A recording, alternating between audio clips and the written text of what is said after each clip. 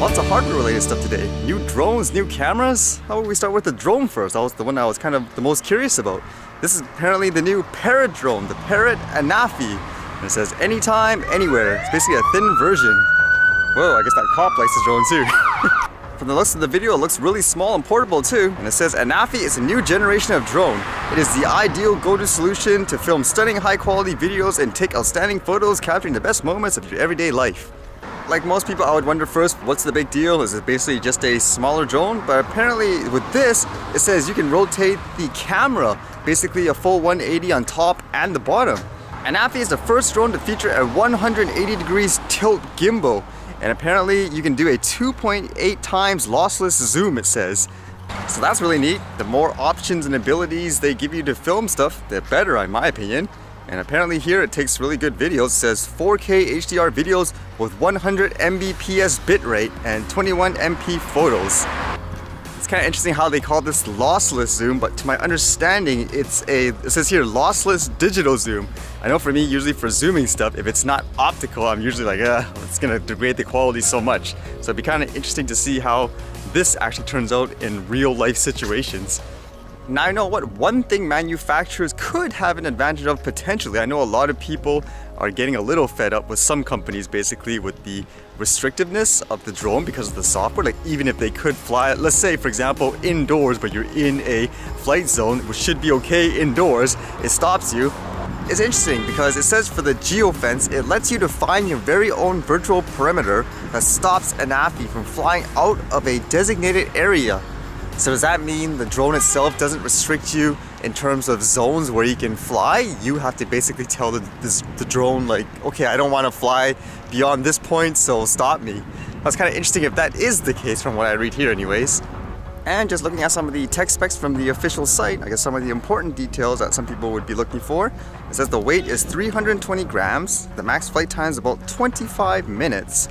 The battery capacity is 2700 milliamps, the sensor is 2.4, and it says basically the video recording modes, you can do 4K obviously, but the interesting thing is the 100 Mbps.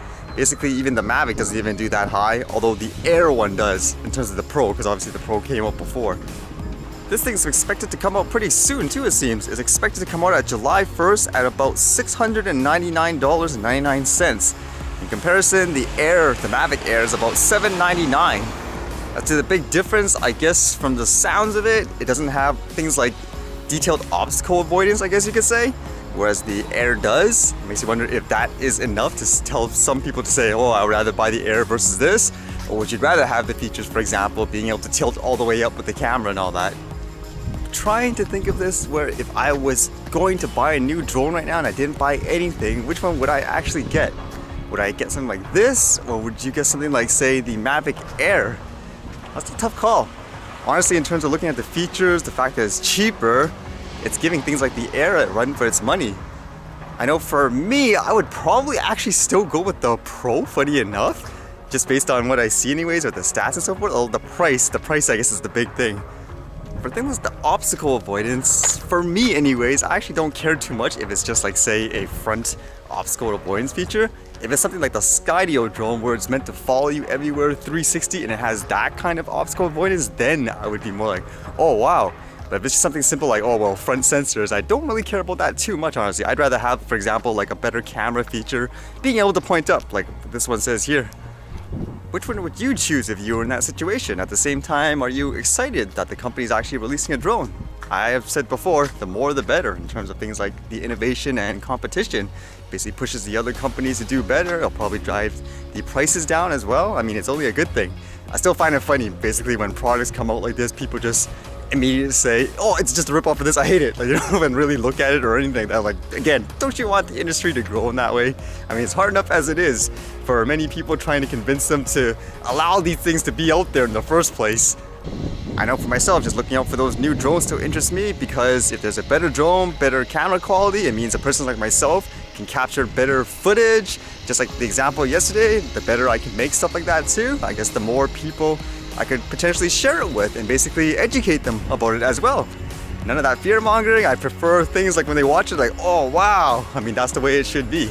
And for that, obviously, in some cases, I would need better equipment, so it's good, in my opinion, to see more companies come out with stuff like that, make them affordable and accessible for people to use.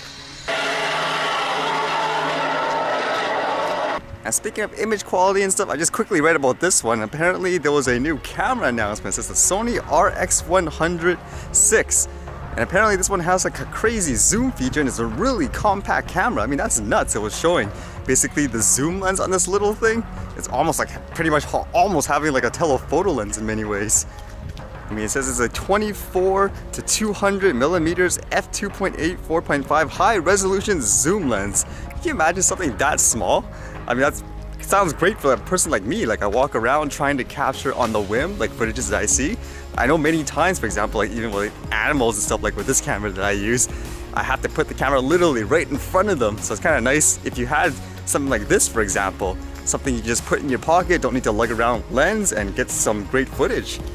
Aside from the drone camera, I've actually been thinking of a different kind of main camera as well. For example, during those times when I'm doing events or I'm capturing like just regular nature scenery, like this camera obviously has a limits because it's meant as an action cam to walk around and it serves its purpose very well. But during those times where you want like higher quality, it'd be nice to have that just to show everyone what it's like in the best true representation possible, so to speak. So that's why this kind of interested me. But it says here, funny enough, like in some articles, it says Sony keeps pitching it as the ideal camera for vloggers, I guess like a person like me. But it says, but it lacks a 3.5mm audio jack and the lens just isn't wide enough. The camera also took long writing files while using the continuous shooting mode or capturing slow motion videos, even with the latest high-speed SD card. And I guess the biggest drawback, according to all these reports and stuff, is the price tag. $1,200 US for a new camera like that. So I don't know if that's completely worth it for something like that. Although again, that's really convenient to have something that small with a great telephoto lens and all that. It's something I always keep in mind because I guess what kind of motivates me in many ways, aside from doing it for fun, is just like yesterday, just seeing people getting awed by like videos and just regular kind of areas that you might be so used to, but it might not be normal for someone else. And in that case, even if you do the best shots or whatever, in some cases it just comes down to having the better equipment. Just like trying to shoot nighttime, if you have a bad sensor and stuff, you won't be able to see anything. So that's basically just something to think about. Here too? Yeah.